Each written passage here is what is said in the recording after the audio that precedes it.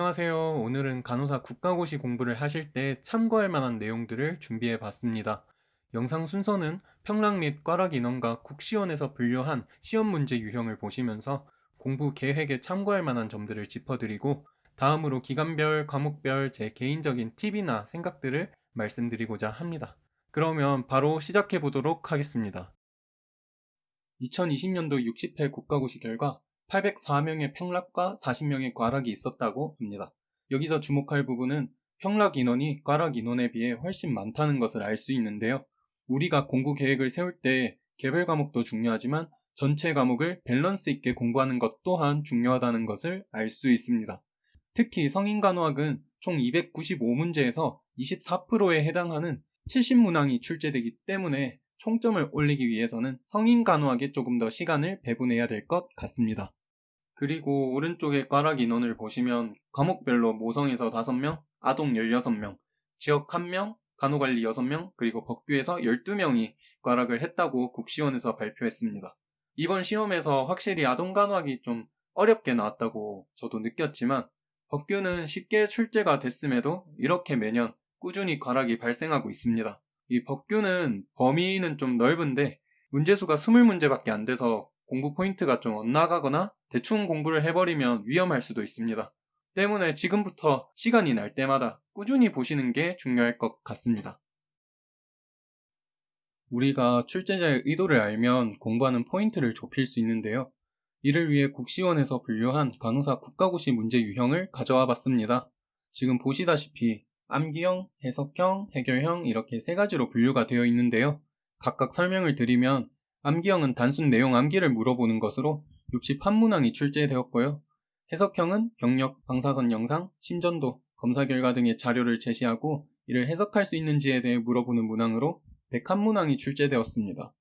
해결형은 종합적인 지식과 능력을 응용하는 것으로 주로 임상 자료를 활용하여 진단, 치료, 판정을 하는 가장 포괄적인 과정을 나타내는 문항이고요.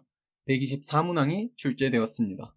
요약을 하자면 전반적인 내용의 이해와 암기는 기본이고 질병이나 특정 상태에 따라 어떤 증상을 보이는지 어떤 검사 소견이나 수치를 나타내는지에 대해 알아야 하며 진단명이나 질병이 직접적으로 나오지 않더라도 자료를 보고 해석할 수 있어야 하겠습니다. 여기서부터는 남은 기간이나 과목별 팁을 말씀드리도록 하겠습니다. 개인적으로는 영상이 올라간 지금 이 시점이죠.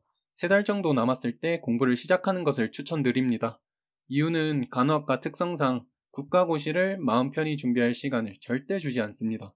그래서 조금씩 미루다가 학기가 끝나고 1달 정도 남았을 때 제대로 공부를 시작하시게 되는데 심리적으로, 신체적으로 정말 어렵습니다. 시험에는 당연 붙을 수는 있지만 조금이라도 마음 편하게 숨 좀 쉬면서 그렇게 준비를 하시려면 지금부터 계획을 세우셔서 공부를 시작하는 것이 좋습니다. 그래서 지금 공부를 시작하시게 되면 시험 3달 전에는 개념 정리와 문제풀이를 하면서 챕터별로, 과목별로 기본 개념을 차곡차곡 쌓아가시면 됩니다. 그러다가 시험까지 1달 정도 남았을 때에는 완벽하지는 않지만 어느 정도 개념이 잡혀있기 때문에 여러 문제집들을 풀면서 취약한 과목들이나 암기가 덜 된 포인트들을 좀 보완해 주시면 좋을 것 같습니다. 그리고 시험 당일날 볼 책이나 노트 같은 것들도 이 시기에 만들어 주시면 좋을 것 같습니다. 마지막으로 시험 2주 전에는 최종 점검을 하시게 되는데요. 모의고사 문제를 실제로 시간을 재시면서 연습을 해주시고 풀면서 오답이나 헷갈리는 개념들이 생기시면 집중적으로 보완해 주시면서 지금까지 공부한 것들을 다시 복습해 주시면 좋겠습니다.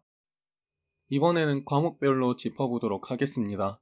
성인간호학은 2가지 이상 개념이나 질병의 특성을 알아야 풀 수 있는 문제가 출제되고 있고요.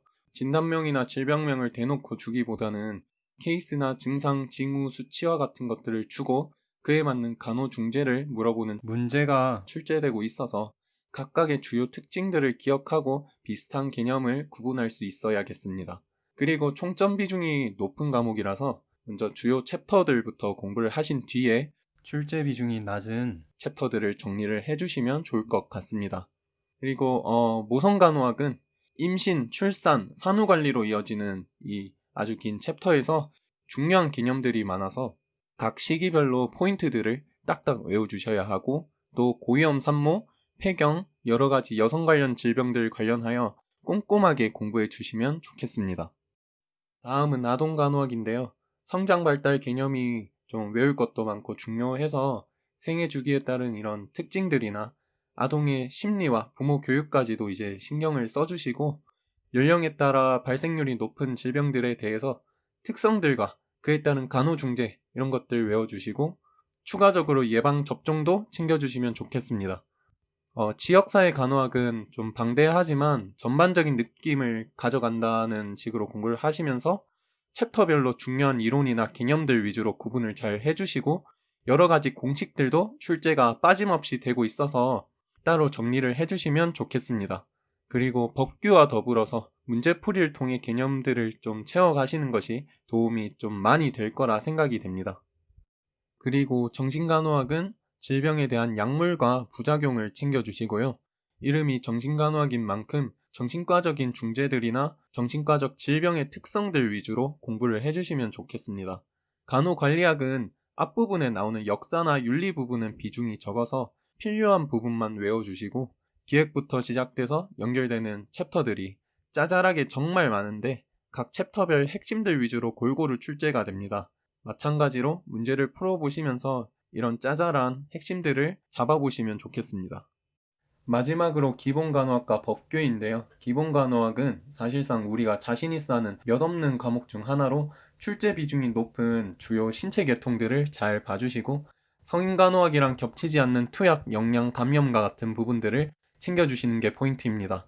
법규는 지엽적인 부분까지 외울 수가 없고 문제수도 20문제로 적어서 여러 번 보시면서 큰 틀을 그리시고 점차 채워가시는 느낌으로 공부를 하시는 게 좋습니다. 쪽지 시험이나 문제를 푸시고 오답 노트를 정리하시면서 공부를 하시면 도움이 많이 될 것 같고요.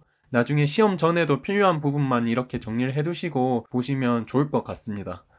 그리고 누가 자격을 가지는지 몇 년 이내인지 해도 된다와 해야 된다 이런 말장난들을 좀 조심해 주시고 제발 법규만큼은 꼭 문제를 풀어보시는 걸 추천드리도록 하겠습니다.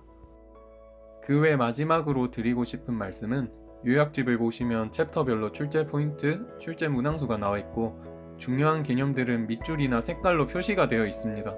양치기 하듯이 대뜸 읽으시지 마시고 중요한 부분들을 체크하시면서 공부를 해나가시면 좋겠습니다.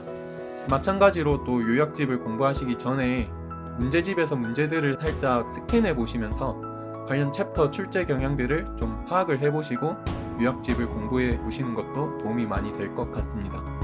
마지막으로 실전 모의고사만큼은 꼭 풀어보시는 걸 진짜 강력하게 추천드립니다. 문제도 공부하기에 너무 좋고 해설도 너무 잘 돼 있어서 개인적으로도 엄청 많이 도움이 됐던 것 같습니다. 도움을 드리고자 많이 노력을 해서 내용을 담았고요. 각자 스타일에 맞게 필요한 부분만 챙겨주셔서 효율적으로 공부를 하셨으면 좋겠습니다. 다음에는 여러 기본간호학, 성인간호학 핵심 개념들과 국가고시 관련 도서들을 리뷰해 보도록 하겠습니다. 시청해주셔서 감사드립니다.